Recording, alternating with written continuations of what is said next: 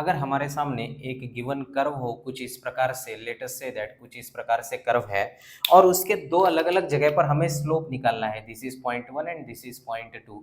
तो स्लोप कैसे निकाला जाता है कर्व का? तो कर्व का स्लोप निकालने के लिए हमें उस कर्व को गिवन पॉइंट पर टेंजेंट खींचनी होती है। तो ये खींच लिया हमने टेंजेंट। जैसी टेंजेंट खींच ले उस टेंजेंट का जो आपका स्लोप आएगा, जो टेंजेंट का जो एंगल है उस बेसिस पर tan थीटा 1 निकालोगे आप। वो tan theta 1 will be slope at point 1, therefore m1 is equals to आएगा tan थीटा 1। सिमिलरली 2 पॉइंट पर स्लोप निकालने के लिए मैंने क्या किया, 2 पॉइंट पर यहाँ पर मैंने टेंजेंट निकाल ली, ये एंगल आएगा theta 2 and therefore I can say that slope at point 2 will be equals to tan of theta 2।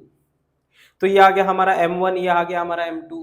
अब एक और पॉइंट यहां पर क्लियर कर देता हूं कि अगर हमारा जो यहाँ पर 1 एंड 2 जो ग्राफ है, 1 एंड ये ग्राफ पे जो 1 एंड 2 पॉइंट्स है, इन दोनों पॉइंट्स पे किसका स्लोप ज्यादा है, 1 का स्लोप ज्यादा है या 2 का स्लोप ज्यादा है?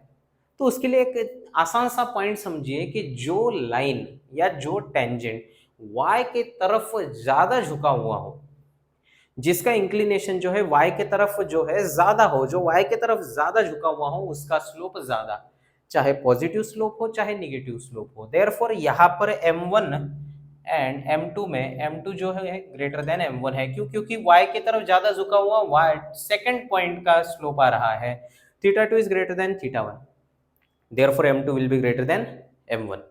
सो ये पॉइंट आपको हमेशा ध्यान रखना है, ठीक है, कि जिसका एंगल y एक्सिस के विद रिस्पेक्ट टू कम, मतलब जिसका झुकाव y एक्सिस की तरफ ज्यादा, उसका स्लोप ज्यादा। पॉइंट रहेगा ध्यान में, ठीक है। You can pause and right this down.